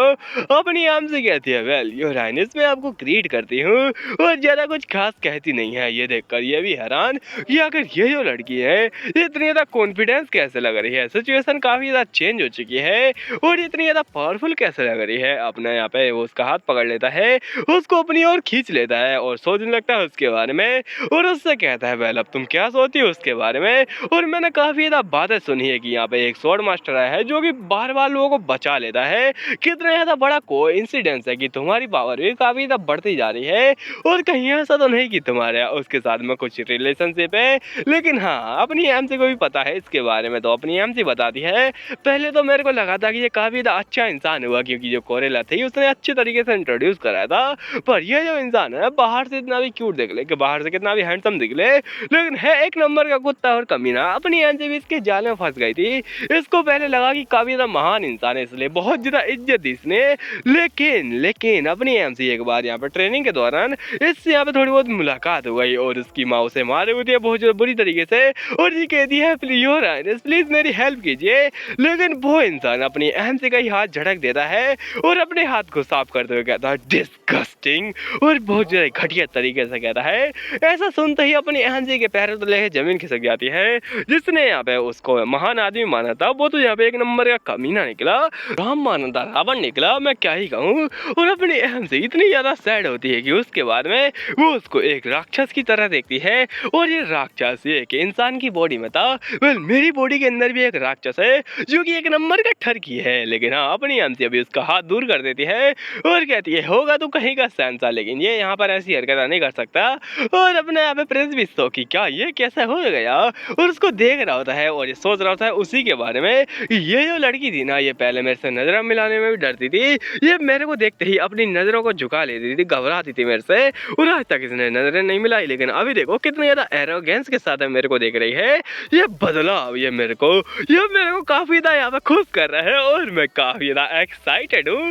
ये जो लुक है ना हरामीपन का, यही तो यहाँ पे हर विलेन को खास बनाता है। और अपनी एमसी भी उसको देख रही होती है इस घटिया यहाँ पे शकल के साथ में, और अपना रोहन भी, और वो कहता है क्या मैं कुछ करूँ, उसने आपका हाथ झटका है। और अपनी एमसी घबराने लगती है थोड़ी उसकी यहाँ पे स्माइल देख कर ही, और यहाँ पे वो कहता है वैसा मैंने सुना है तुम यहाँ पे फ्रेंड के साथ में भी काफी ज्यादा यहाँ पे उल जलूल बातें करती हो। तो एमसी कहती है ऐसा कुछ भी नहीं है, और ये कहता है क्यों ना तुम यहाँ पे अब मेरे साथ में थोड़ा समय बिताओ और मैं चाहता हूँ तुम थोड़ा यहाँ पे डुएल वगैरह करो मेरे साथ में। तो अपनी एमसी कहती सॉरी योर हाइनेस, मैं नहीं कर सकती हूँ क्योंकि मेरे को प्रिंस से पहले यहाँ पे ऑर्डर मिल चुका है, थोड़ा मुझे उनसे बातें करनी है। तो ये कहता है मैं चाहता हूँ तुम यहाँ पे डुएल करो, वो भी मेरी परमिशन के साथ में, और मैं तुम्हें ये आदेश दे रहा हूँ, ये एक ऑर्डर है, ऑर्डर। और अपनी एमसी को डराने की कोशिश कर रहा होता है। अभी देखो आता है दूसरी ओर यहाँ अपन की इन बेवकूफों की मीटिंग चालू होती है, और मीटिंग के अंदर बस कुछ खास नहीं होता है। अपने कबाब में हड्डी सोचे जा रहा होता है कि यहाँ पे तो कुछ ना कबाब है ना ही हड्डी है। ये लोग बड़े शांति से चाय पी रहे हैं, वही बड़े आराम के साथ में। लेकिन एक लड़की है जो कि चाय पीने में ऐसा मरती है कि मैं क्या बताऊं, उसको जैसे मानो जहर दे रहा हूं मैं। लेकिन हाँ, उसको छोड़ो, और यहाँ पे ये चाय के बारे में सोचते ही अपनी सेंटेंस के बारे में सोच रहा होता है कि ये जो बच्चा चोर है ना, ये उस बच्चे को इतना यार लाड प्यार से सिखा रही है जैसे मानो वो उसका ही बच्चा हो। और बच्चा चोर मैं इसलिए बोल रहा हूँ क्योंकि उसकी मम्मी और पापा थे, लेकिन ये लोग उसको उठा कर ले आए, मतलब क्या ही कमीने लोग हैं। और राइटर भी कुछ भी बना देता है। वेल, मेरे को शक हो रहा है राइटर मैटर के ऊपर कि वो खुद भी एक बच्चा चोर इंसान है। और अभी अब ना अमन गुस्से में होता है क्योंकि यहाँ पे उसको गुस्सा आ रहा होता है कि उसकी बहन को चोट कैसे लग गई, और वो अभी भी सोच रहा होता है उसका ख्याल रखने में। वेल ख्याल वाली यहाँ पे बातें दिखाई जाती है, कैसा वो उसका ख्याल रख रहा होता है। उसको दाल चावल लेके जाता है और कहता है चलो मुंह खोलो, मैं तुम्हें खिलाता हूँ दाल चावल, जिससे कि तुम्हारे अंदर और भी ज्यादा एनर्जी आ जाए और हमसे हैरान किया करिए, अजीब सा जानवर मेरे को क्यों खिला रहा है, मैं खुद से ही खा लूंगी। ये कहता है मैं तुम्हें खिला रहा हूँ ना, तो थोड़ी यहाँ पे अपनी बॉडी के साथ में यहाँ पे थोड़ा संभालो, क्योंकि तुम उसके साथ में खा भी नहीं पाओगी, तो मैं तुम्हें खिला रहा हूँ। और ऐसी घटिया हरकतों के साथ में ये लोग उसको देख रहे होते हैं, इनका बस मुंह ही फटा रह जाता है। और ये कहता है काफी ज्यादा बढ़िया चल रहा है, लेकिन आज उसका एक्सप्रेशन था ना वो बिल्कुल सेम होता मेरी तरह, क्योंकि मैंने इस फ्रेंड को ऐसी हालत में जब देखा था तो मेरा रिएक्शन भी कुछ ऐसा ही निकला था, बिल्कुल एकदम सेम टू सेम। क्योंकि फ्रेंड का उस टाइम पे बहुत ज्यादा गन्ने का जूस निकला था, पर अभी सब कुछ ठीक है। और बात किया इन लोगों के बारे में तो ये इतने ज्यादा शांत मेरे को विश्वास ही नहीं हो रहा है, जैसे मान लो ये कुछ छुपा रहे हो। तो ये पूछता है तो तुम कह रहे हो कि यहाँ पे स्वॉर्ड मास्टर आया था, और ये आपस में एक दूसरे की ओर देखते हैं और अपना यहाँ पे ये कहता है कि हाँ ऑफकोर्स एक स्वॉर्ड मास्टर आया और उसने उस मॉन्स्टर को मार डाला, मेरे कुछ पता नहीं, मैं बेहोश हो गया था। तो ये कहता है क्या सच में तुम बेहोश हो गए थे, यानी कि तुम उस स्वॉर्ड मास्टर से नहीं मिले हो। तो ये कहता है हाँ नहीं मिला हूँ। तो ये कहता है मुझसे क्या छुपा रहे हो, मुझे बताओ आखिरकार तुम लोग क्या छुपा रहे हो मुझसे। लेकिन हाँ वो लोग यहाँ पे इसको कुछ नहीं बताते हैं और थोड़ा ऑकवर्ड सा मूवमेंट हो जाता है, बेचारे के साथ बहुत ज्यादा इग्नोरेंस हो रहा होता है। ये कहता है पहली बार तो मैं मान सकता हूँ कि काफी ज्यादा हाई लेवल के मॉन्स्टर थे, कहीं से वो गुजर रहा होगा स्वॉर्डमैन और यहाँ पे स्वॉर्ड मास्टर आगे तुम्हें यहाँ पे बचा के चला गया। लेकिन दूसरी बार भी यही चीज है, मतलब जब भी तुम्हारे ऊपर खतरा आता है कहीं से स्वॉर्ड मास्टर आके तुम्हें बचा जाता है। आखिर इसका राज क्या है, ये कोई कोइंसिडेंस तो नहीं, क्योंकि ये बार बार हो रहा है, ये इम्पॉसिबल सा लगता है, ये नॉनसेंस है। तो यहाँ पे मेरे को बताओ आखिर यहाँ पे तुम लोग मुझसे क्या छुपा रहे हो, क्या बात है आखिरकार। और अमन कहता है बस यही बात है कि वो स्वॉर्ड मास्टर है जो कि हमें बता लेता है, और भले ये कोइंसिडेंस हो या फिर ना हो, लेकिन हमें खुश होना चाहिए कि ये अच्छी बात है। और इनकी हरकतें ही देख कर ये समझ जाता है कि ये मेरे से बहुत ज्यादा बातें छुपा रहे हैं, लेकिन क्यों छुपा रहे हैं। पर यहाँ पे इससे पहले कि ये कुछ बोल पाता अपने भाई कहता है कि आखिर इससे क्या फर्क पड़ता है कि वो कोई स्वॉर्ड मास्टर है या फिर वो अपने बातों को छुपा रहे हैं। फर्क बस इससे पड़ना चाहिए कि अभी अपना फ्रेंड और मेरी बहन एकदम सेफ और यहाँ पे फाइन हो चुके हैं और वो बिल्कुल सुरक्षित अपनी अकेडमी के अंदर पहुंच चुके हैं। तो इस बात की खुशी मनाओ, क्योंकि बाहर में जाए वो स्वॉर्ड मास्टर और बाहर में जाए वो घटिया वाले मोस्टर जो कि अभी नरक में रो रहे होंगे। तो अपना गवाह में हड्डी कहता है अगर ऐसे कैसे बाहर में जाए, क्योंकि मुझे उनकी जरूरत है, मुझे एक रिपोर्ट बना के एम्परर को देनी है। और क्या मैं उसके अंदर ये लिखूं कि यहाँ पे भगवान ने फरिश्ता भेजा और तुम्हें बचा लिया। तो लोग बड़ी अजीब नजरों के साथ में उसे देखते हैं, जैसे मानो ये कह रहे हो कि हाँ लिख दो, ये भी क्या फर्क पड़ता है। और अपना अमन कहता है क्या ही फर्क पड़ता है एक रिपोर्ट से, वैसे मुझे पता है वो एक नंबर का आलसी एम्परर है जो कि कुछ नहीं देखता है। तो तुम्हें क्या लगता है कि वो कुछ काम देखेगा? अजीब मेरा कद्दू, जैसे कि प्रिंसिपल तुम्हारे पेपर नहीं देखता है ना स्कूल में ना कॉलेज में, वैसे ही वो मेरा कद्दू भी नहीं चेक करने वाला है। और ये बात सुनकर अपना कबाब में हड्डी भी हैरान हो जाता है और अपना फ्रेंड कहता है बहुत ही बढ़िया, तुम तो काफी ज्यादा स्मार्ट इंसान निकले। और ये सुनने के बाद तो कबाब में हड्डी को बेइज्जती फील होने लगती है। वेल ये कहता है कि मुझे शायद थोड़ा लगा था पहले कि यहाँ पे इसके भाई को पता होगा, लेकिन ऐसा लगता है कि ये दोनों उस बात से अनजान है और मेरा कुछ मूड भी नहीं है इनको बताने का। अगर उसको बताना था तो वो पहले ही अपने भाई को बता देती, लेकिन अपनी ईरेन ने इनको कुछ नहीं बताया, यानी कि वो उनको बताने के लायक ही नहीं समझती है। तो आखिर मैं क्यों यहाँ पे रिस्क लूं और मैं क्यों ही बताऊं। ये कहता है वो कम हो, तुम मुझसे बहुत ज्यादा बातें छुपा रहे हो कि तुम्हारे लिए मैं इतना ज्यादा दोगला इंसान बन चुका हूँ कि तुम मेरे ऊपर भरोसा भी नहीं कर सकते हो। ये बहुत ज्यादा गलत हो रहा है, तुम्हें मुझे बताना चाहिए। लेकिन अपना फ्रेंड कुछ नहीं बताता है और यहाँ पे बस सोचे जा रहा था, तभी उसके दिमाग में एक बात आती है और वो अपनी सेंटेंस से कहता है कि क्यों ना हम लोग थोड़ा बहुत प्राइवेट में बात करें और मुझे तो उनसे कुछ इंपॉर्टेंट बात करनी है हमारे अफेयर के बारे में, आई मीन हमारे कॉन्ट्रैक्ट के बारे में, क्यों ना हम लोग उसको कैंसिल कर दें। और ये बात सुन के अपनी थोड़ी सेंटेंस भी खुश हो जाती है। उसके बाद में कहती है चलो ठीक है फिर हम लोग प्राइवेट में बातें करते हैं। और वो सारे लोगों को उठाने लगती है और अपनी सेंटेंस भी सोच रही थी कि हम लोगों ने बस एक कॉन्टैक्ट बनाया था ताकि हम लोग थोड़ा यहाँ पे साथ में रह सके और बहुत ज़्यादा इंपॉर्टेंट काम था क्योंकि हमें लोगों को यहाँ पे थोड़ा साथ में मिलकर पावर बढ़ानी थी। और अपना प्रिंस कहता है वेल उसकी अब तुम्हें जरूरत नहीं पड़ने वाली है तो क्या ही करोगी। अब उसका सेंटेंस भी अग्री कर रही होती है। उसके बाद में उठते हुए कहती है चलो ठीक है अब हमें थोड़ी अकेले में गुफ्तगू करनी पड़ेगी और उस बच्चे को भी यहाँ पे भगा देती है। वेल वो बच्चा है वह काफी ज्यादा चालाक बच्चा है तो उसको हल्के में मत लेना। वो जाते हुए कहता है बाय बाय और अकेले कमरे के अंदर मजे करना, मुझे एक भाई चाहिए। तो ये सुनने के बाद में सेंटेंस कहती है बच्चे ज्यादा बड़े बड़े सपने मत देखो क्योंकि इतने ज्यादा बड़े बड़े तो है ही नहीं, इसलिए बाय बाय। और काफी ज्यादा ऑकवर्ड सा माहौल होता है और उसी समय पर ये कह दिया तो तुम ये चाहते हो है ना। और ऐसा लगता है कि तुमने भी कुछ ना कुछ तो देखा है उस यहाँ पे लड़की के अंदर, ईरन के अंदर। तो इस बात को सुनकर अपना यहाँ पे कंफ्यूज हो जाता है कि क्या मतलब है तुम्हारा भी कि तुमने भी देखा है। इसका मतलब है कि तुमने कुछ ना कुछ तो देखा है उसके अंदर। और सेंटेंस ने भी कुछ देखा है तो सेंटेंस कहती हाँ मैंने देखा है लेकिन ज़्यादा कुछ नहीं, क्योंकि तुम तो जानते हो मैंने आज तक यहाँ पे गॉडेस की आवाज़ नहीं सुनी है। 10 साल हो चुके हैं मेरे को प्रेयर करते हुए और मैंने देखा था मेरी मौत। और इसकी मौत यहाँ पे कैसे हुई थी कि ये भाग रही थी जंगल के अंदर, इसके पीछे कुछ खतरनाक मोस्टर पड़े थे जो कि गन्ने का जूस मांग रहे थे तो उसके पास था नहीं, तो इसी के चक्कर में इसको मारकर वो चले गए। बेचारी को बहुत ज़्यादा बुरी मौत मारा गया।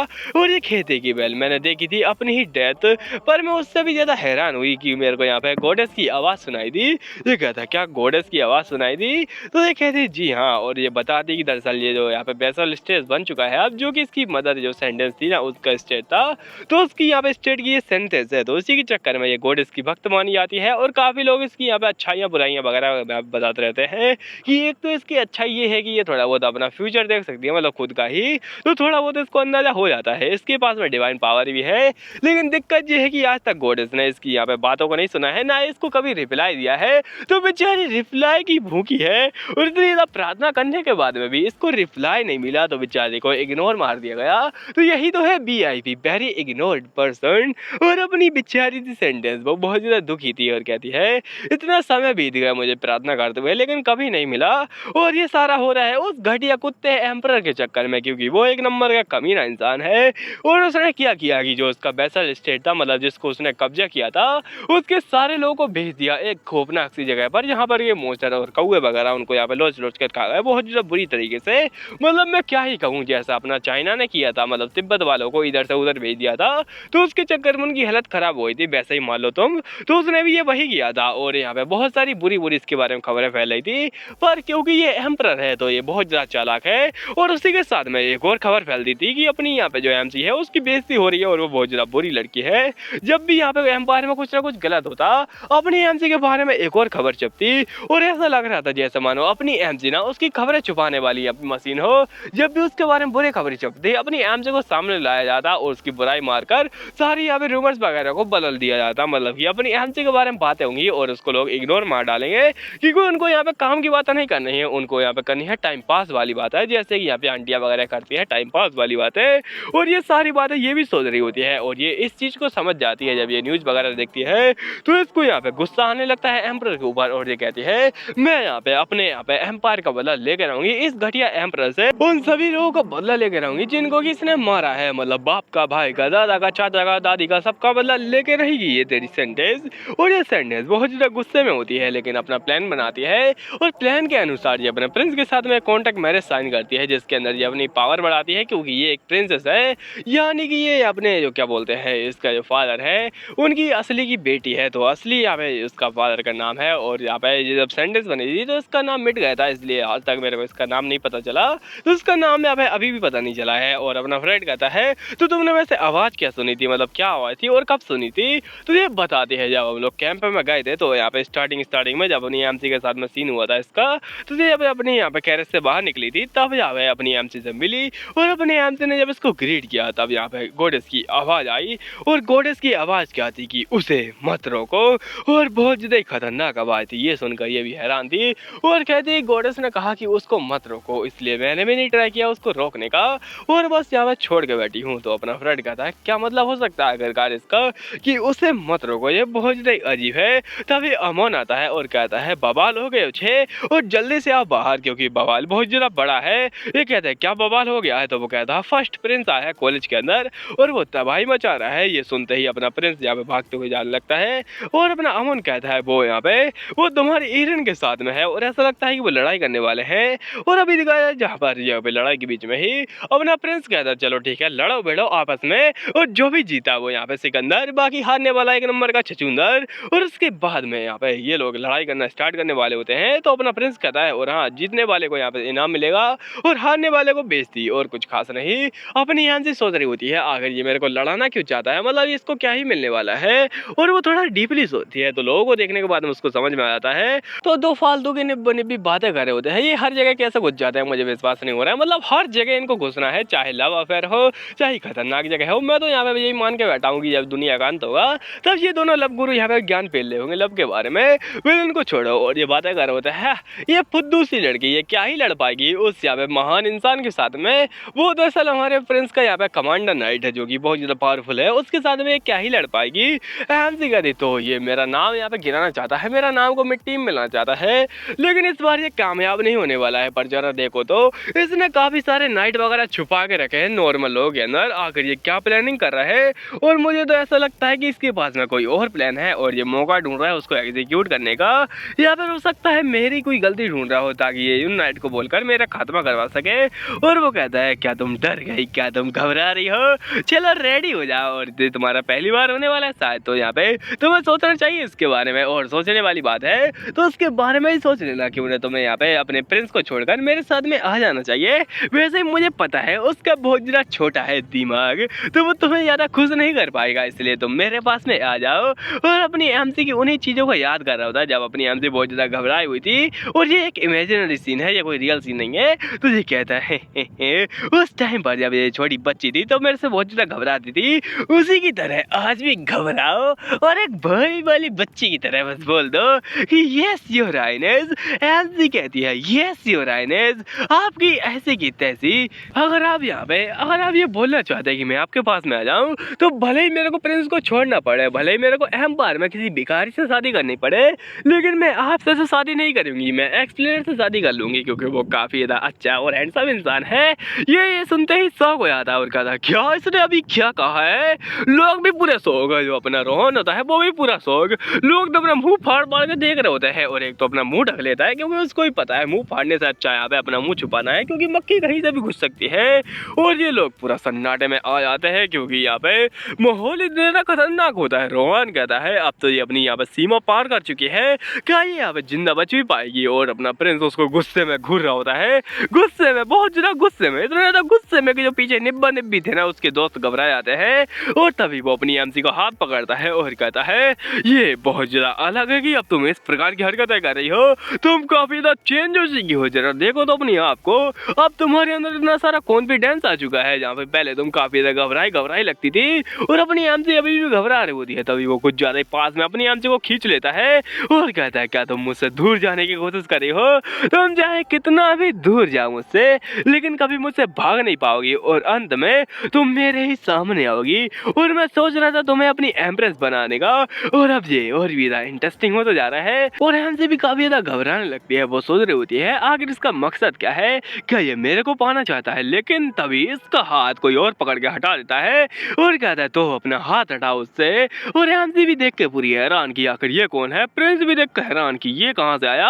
और ये होता है अपना प्यारा सा फ्रेड जो कि काफी ज्यादा खतरनाक एंट्री लेता है। और अपना रोहानी कहता है ये कब आ गए, मुझे पता क्यों नहीं चला इनके बारे में।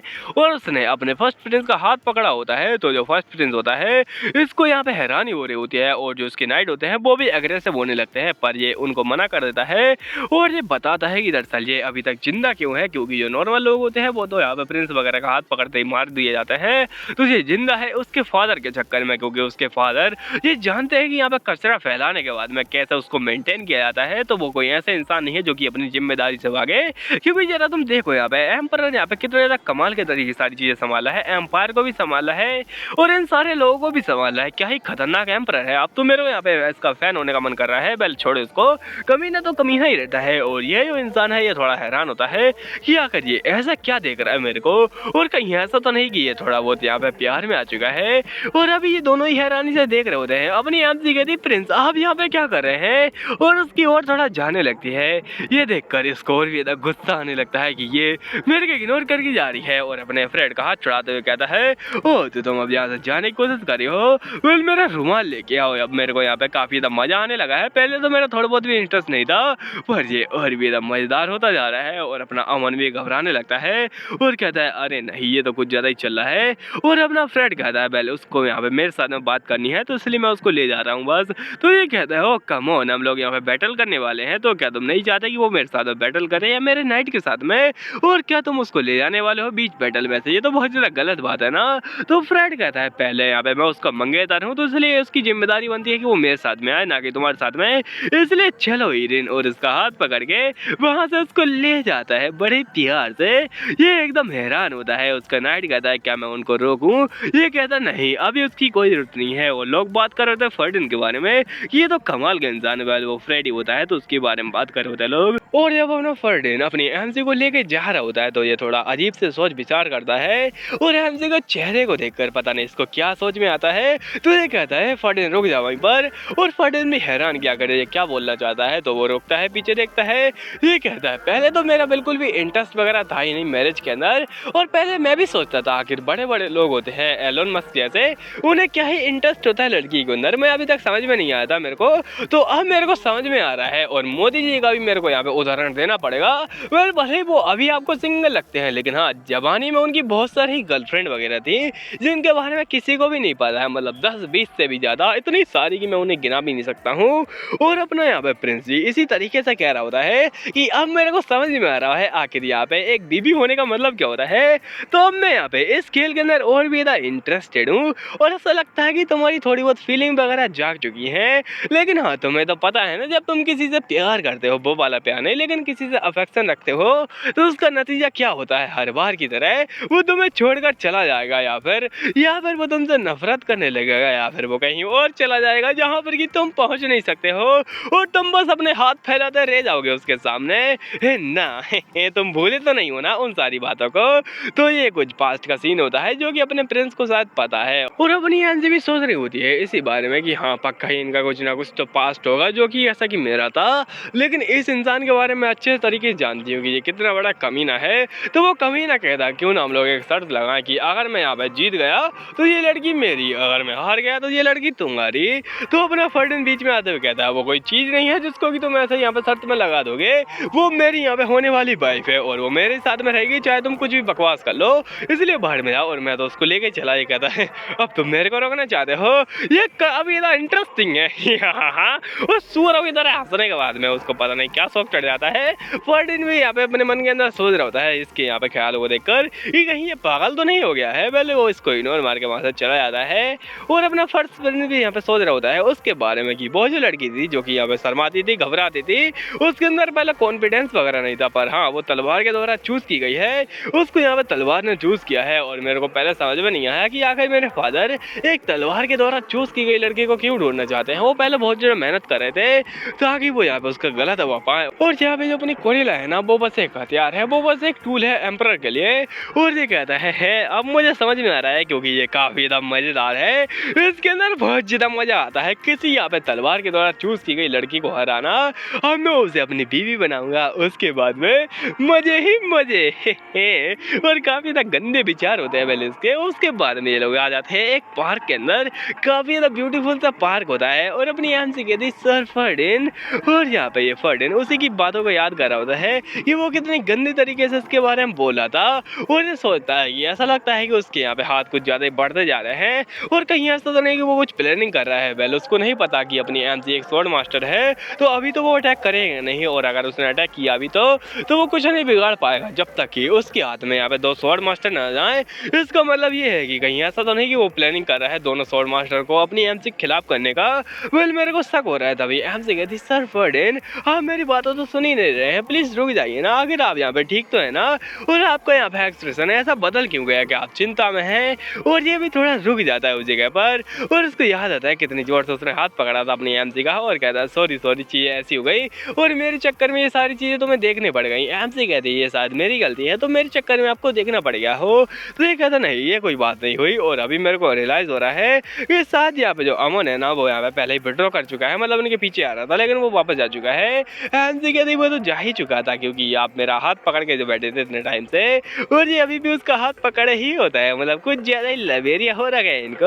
और अपनी एमसी कहती है वैसे सर फर्डिन आपको इतनी ज्यादा करने की कोई जरूरत नहीं थी, मैं खुद सही संभाल लेती अगर आप नहीं आते तो भी। तो फर्डिन कहता है मेरी ये जिम्मेदारी बनती है कि मैं तुम्हें यहाँ पे बचा के रखूँ, इसलिए बस मैंने ये सब तुम्हारे लिए किया है। और अपनी एमसी थोड़ी शर्मा के लाल टमाटर हो जाती है और ये तो उसको हाथ लगा रहा होता है, लेकिन तभी कबाब में हड्डी वो निब्बे फिर से आ जाते हैं और बात करने लगते हैं। ओह माय गॉड खुले में तो प्यारे प्यारे कपल, मेरा तो मन कर रहा है इनकी बातें सुनने का।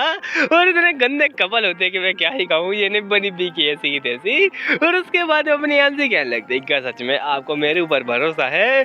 और बात की जाए इसके बारे में तो आपकी तो पहले कॉन्ट्रैक्ट मैरिज हो रखी है, तो आपको यहाँ पे काफ़ी ज़्यादा बुरा लगता होगा ना। आप मेरे से प्यार तो करते नहीं है, लेकिन आपको मजबूरी में शादी करनी पड़ रही है। ये कहते हैं क्या, अगर तुम क्या कह रही हो, और नहीं तुम गलत समझ रही हो। मेरे और उसके बीच में बिल्कुल भी नहीं है, कुछ भी नहीं है।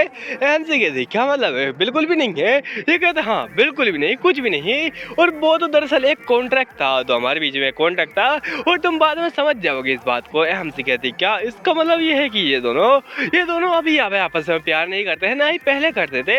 और क्या सर फर्डिन ये कहना चाहते हैं कि ये उस सेंटेंस से प्यार नहीं करते, ना ही वो इससे करती है, ये बस एक कॉन्ट्रैक्ट था। Oh my God. और पहला अगर ये बात सच भी है तो मेरा क्या फायदा, मतलब मैं तो कुछ भी कर लूँ, मेरे हाथ में तो कुछ आने वाला है ही नहीं। क्योंकि अगर मैं इनके क्लोज जाने की कोशिश करूंगी तो मैं बहुत ज़्यादा अलग हूँ इनसे। और क्या मैं सच में इनके पास जाना डिजर्व भी करती हूँ इतनी सारी हरकतों के बाद में।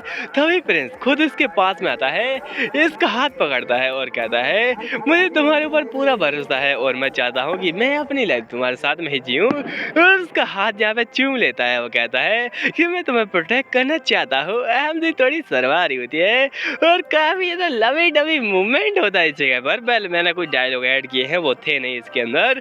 और ये दोनों एक दूसरे के सामने ही खड़े होते हैं बड़ी अजीब से हालात में। वो कहता है ये बात एकदम सच है, हमारे बीच में कुछ भी नहीं था, और जो भी है वो तुम्हारे और मेरे बीच में है। और मैं चाहता हूँ तुम फिर से विचार करो उस बारे में जो कि तुमने पहला किया था, कि अब तुम्हें विड्रॉ कर लेना चाहिए कि यहाँ पे अब ये शादी नहीं करेगी। तो अपनी एम से तो वो कह रहा होता है कि तुम उस बात से विड्रॉ कर लो कि तुम शादी नहीं करना चाहती। और हाँ, अपनी एम से इतनी यार शर्मा जाती कि वो अपनी आंखों में विश्वास नहीं कर पा रही होती है। जैसे मैं अपनी आंखों में विश्वास नहीं कर पा रहा हूँ कि इतना सारा प्रदूषण हो रहा है इन पटाखों के चक्कर में, इनकी ऐसे की तैसी शादी वालों की। और अपनी एम से यहाँ पे उसका हाथ पकड़े हुए होती है अभी भी, और ये बड़ी प्यारा मोमेंट होता है। एम से रोने लगती है और कहती है मुझे विश्वास नहीं हो रहा है सच में, और बहुत ज्यादा रोती है, बहुत ज्यादा ही। और ये बच्चा भी अपनी एमसी को रुला दिया बेचारा, और अपनी एमसी बेचारी भोली वाली रोने लगती है, बहुत ज्यादा ही रोती है कि मैं क्या करूं। और ये भी कहने लगता तुम रो क्यों रही हो, क्या तुम सैड हो गई, और सॉरी साथ मैंने कुछ ज्यादा ही तुम्हारे ऊपर थोप दिया। तो अपनी एमसी कहती है अरे पागल, मैं उसके वजह से नहीं रो रही हूँ, वो बात दरअसल ये है कि ये तो खुशी के आंसू है, खुशी हो रही मेरे को बहुत ज्यादा ही, तो खुशी के आंसू है ये तो। और फर्डिन भी तो कि क्या खुशी के आंसू है। और ये दोनों आराम से बातें कर रहे होते हैं, पीछे से निब्बा निब्बी फिर से डालने आ जाते हैं और कहते हैं ओहो, ऐसा लगता है कि हमें उनकी बातें सुननी चाहिए। और जरा देखो तो इंटरेस्टिंग सा माहौल लग रहा है। और इन निब्बा निब्बी से बचाने के लिए अपने एमसी को वो अपने कंधे पर रख लेता है और कहता है मैं ये लोगों को देखने नहीं सकता हूँ कि अपनी एमसी रो रही है, उसके प्यारे चेहरे को बस मैं ही देखूंगा, उन ठरकियों को मैं देखने भी नहीं दूंगा। और अपनी एमसी बेचारी पूरी हैरान, वो कहता है मैं तुम्हें अपना कंधा दे रहा हूँ रोने के लिए, और ये कंधा बस तुम्हारे लिए है, रिजर्व एकदम तुम्हारे लिए, हमेशा के लिए। और एमसी शर्मा तुम्हें वहीं पर रोने लगती है और अपनी एमसी कहती है वेल जो लोग हैं ना वो मेरे बारे में बहुत ज्यादा गंदी गंदी बातें करते हैं और मेरे को बहुत ही बुरा मानते हैं, एक बिलियनियर्स की तरह। कोई हमारी बातों के ऊपर भरोसा नहीं करता है, तो क्या आप सच में मेरी बातों के ऊपर भरोसा करते हैं? और वो लोगों को यहाँ पे झूठा ठहराते हैं, उनको यहाँ पे एक नंबर का झूठा ठहराते हैं, आपकी वो झूठी झूठी बातें करते हैं। ये कहते ऑफ कोर्स मैं तुम्हारे यहाँ पे साथ में हूँ और मैं जानता हूँ कि तुम बिल्कुल भी बुरी नहीं हो, तुम बहुत ज्यादा अच्छी हो।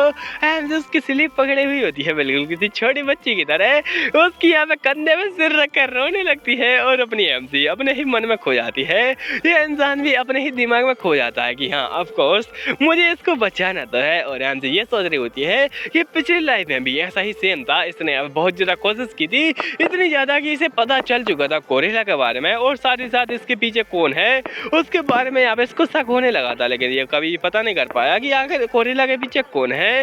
लेकिन शायद इस लाइफ में ये पॉसिबल हो पाए और अपनी एमसी काफी ज्यादा खुश होती है अभी तो, और इतना प्यारा मोमेंट कि मैं क्या ही कहूँ। लेकिन कुछ समय बाद में अपनी एमसी अपने चेहरों को देख कर सोच रही होती है, रो रो कर मेरा चेहरा सूझ चुका है और मेरी आंखें इतनी सूझ चुकी है कि मैं क्या ही कहूँ। आखिर फ्रेड क्या सोच रहा होगा मेरे बारे में, और अभी फ्रेड वो सोच रहा था उसकी इतनी ज्यादा प्यारी प्यारी सूजी हुई आंखें कि मैं क्या कहूँ, आए हाय मेरा तो मन कर रहा था उसे खा जाऊँ, लेकिन क्या करूँ थोड़ी मान मर्यादा रखनी पड़ती है ना खुलेआम। और अभी देखा था फर्स्ट फ्रेंड्स की और ये कहीं और नहीं होता है बल्कि अकेडमी एकेडमी के सबसे ऊपर वाले एकदम टॉप वाले फ्लोर में होता है, जो कि वीआईपी फ्लोर है। तो ये कहता है तुम ये कह रहे हो कि तुम एक यहाँ पे मैसेज को डिलीवर नहीं कर सकते, तुम आकर किस प्रकार के नाइट हो, तुम एक नाइट भी नहीं हो, तुम तो एक कचरा हो कचरा, तुम मेरे किस काम के हो फिर जब तुम एक मैसेज को सही से डिलीवर नहीं कर सकते हो। और रोहन बेचारे के साथ बहुत ज़्यादा अन्याय हो रहा होता है। ये कहता है सॉरी ये मेरी गलती है, प्लीज़ मुझे माफ़ कर दीजिए इस बार। तो प्रिंस कहता है वेल माफ़ी नाम की चीज़ बस बकवास होती है, माफ़ी से कुछ नहीं मिलने वाला, और अगर तुम सच में चाहते हो कि यहाँ पे तुम मेरे लिए कुछ करो तो मैं चाहता हूँ कि तुम जाओ और जो अपनी यहाँ पे एरियन है ना उसके बाल मेरे को ला के दो, और बाल लेते समय अगर उसके यहाँ पे गाल पे कुछ बड़ा सा कटा जाए जिससे कि वो बदसूरत भी दिखने लगे तो भी कोई बड़ी बात नहीं है, और इतनी ज़्यादा बड़ी बात तो कुछ खास है ही नहीं, जाओ और ये करो। नहीं तो फिर तुम जानते ही हो यहाँ पे बहुत सारे लोग खड़े हैं तुम्हारी पोजीशन लेने के लिए, क्योंकि यहाँ पे जॉब बहुत ज़्यादा ही कम है, यहाँ पे बहुत ज़्यादा ही बेरोजगारी छा रखी है। तो ये पूरा डर जाता है और कहता है ये मेरी जान के ऊपर बनाई है, और ये निकल जाता है अपनी एमसी के कमरे की ओर, मतलब कि फिर से फीमेल यहाँ पे डॉम में जा रहा है।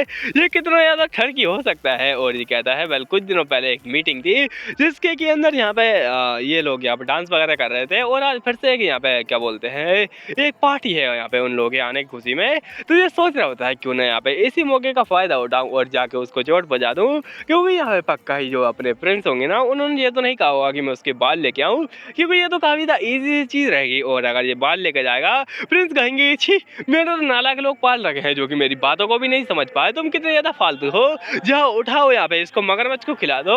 और ये कहता है योर हाइनेस प्लीज़ मुझे माफ़ कर दीजिए, और मेरे बीवी बच्चे हैं प्लीज़ मुझे माफ़ कर दीजिए। लेकिन ये ऐसे सोचते सोचते ये सोचता है कि अभी मुझे यहाँ पे उसको बहुत ज़्यादा बड़ी यहाँ पे चोट देनी है उसके यहाँ पे गाल के ऊपर, और बस यहाँ से भाग जाना है। इसी प्रकार से जो मेरा नाइट ओनर है वो ही बना रहेगा बैल में। इन सारी बातों में नहीं मानता हूँ नाइट ओनर वगैरह में, मतलब क्या ही फालतू की चीज़ है। अब तुम्हें मारना है तो मारना है, बस तुम किसी भी तरीके से करो, क्योंकि ओनर नाम की कोई चीज़ नहीं होती है। और ये कहता है कि बस अब यहाँ पे तुम अपनी यहाँ पे खैर मनाओ, क्योंकि ये सारी तुम्हारी गलती है, और अब मेरे को यहाँ पे इसके लिए जिम्मेदार मत ठहराना। उसके बाद भाई जैसे ही यहाँ पे रजाई होता है नीचे तो कुछ होता ही नहीं है, जैसे कि यहाँ पे आजकल के लोग प्रैंक करते हैं रजाई में से गायब हो जाते हैं। ये कहते हैं कहाँ गई आखिरकार वो, अपनी एम्स जो कि इसके पीछे से आती है और कहती है ओह किसी लड़की के यहाँ पे कमरे में, वो भी लड़कियों के यहाँ पे कॉलेज के अंदर तुम घुस कर आ जाओगे, वो भी इतनी ज़्यादा गंदी तरीके से। ये तो बहुत ज़्यादा गलत बात है ना, ये कितना ज़्यादा रूड बात है, आप तो जानते ही होंगे, और बहुत ज़्यादा खतरनाक सीन होता है। इसी के साथ में ये पार्ट खत्म हो जाता है। और हाँ मेरे को बहुत ज़्यादा खांसी आई है बीच बीच में, क्या ही बताऊँ। और मैं थोड़ा एक और बात कहना चाहता हूँ कि मेरा रिचार्ज खत्म नहीं होने वाला है, मैं तो बस प्रैंक कर रहा था, क्योंकि मैं दिन भर का फालतू बैठा हूँ, मेरा दिमाग खराब हो चुका है, बोर हो गया हूँ मैं, और काम भी ऐसा कुछ खास था ही नहीं, बस बैठने का काम था, तो मैं बैठे बैठे बोर हो गया था। तो मैंने सोचा सभी को परेशान करते हैं रिचार्ज के नाम पे, वो बस एक फालतू का प्रैंक था।